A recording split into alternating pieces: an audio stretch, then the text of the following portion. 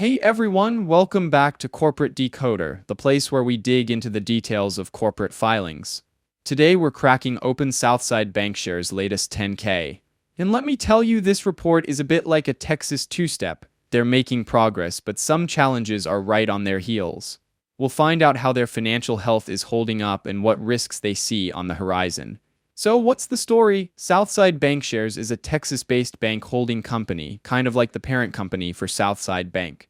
They operate a bunch of branches, offer wealth management and trust services mostly in East Texas, but also in the Dallas-Fort Worth, Austin, and Houston areas.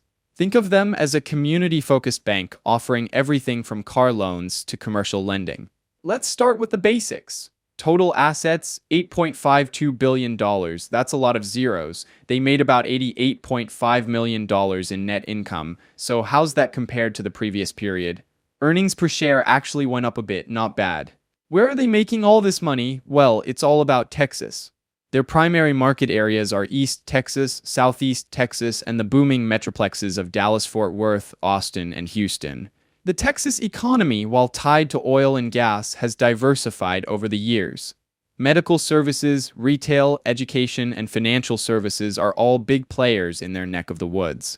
Now, a company is only as good as its people, right? And Southside seems to be doing all right on that front. They're bragging about how the average employee has been with them for over 8 years. That's pretty good in today's job market.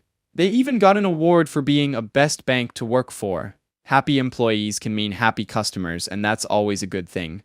But it's not all sunshine and dividends. Banks are heavily regulated. They're supervised by everyone from the Federal Reserve and the FDIC to the Texas Department of Banking, or TDB. All these regulators have rules about capital, lending, and a whole bunch of other things.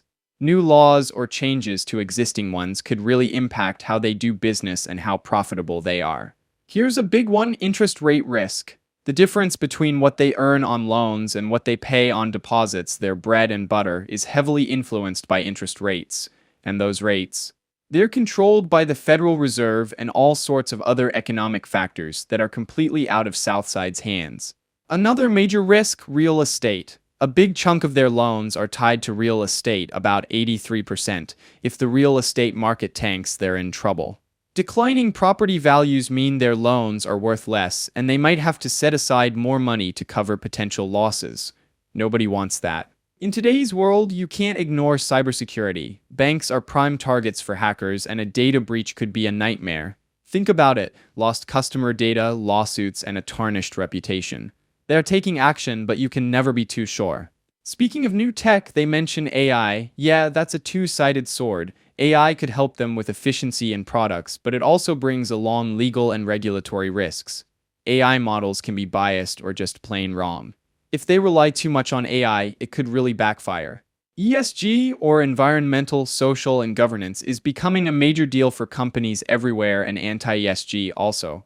Southside admits that this is a risk. They face increasing pressure to act responsibly, and if they don't, they might lose investors or customers. On the other hand, if they take this too seriously, they risk damage to their brand and public perception.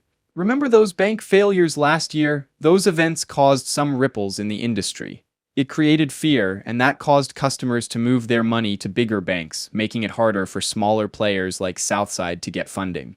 They are taking action to maximize their funding sources, but those efforts can never be fully successful. And here's another issue: rising interest rates. It's like a seesaw. Higher rates are good for some things, but they decrease the value of their securities portfolio. If they have to sell those securities to raise cash, they could take a hit. Political and economic conditions, those also are a risk. Texas has been booming, but a recession, trade wars, or just plain old political instability could throw a wrench in the gears.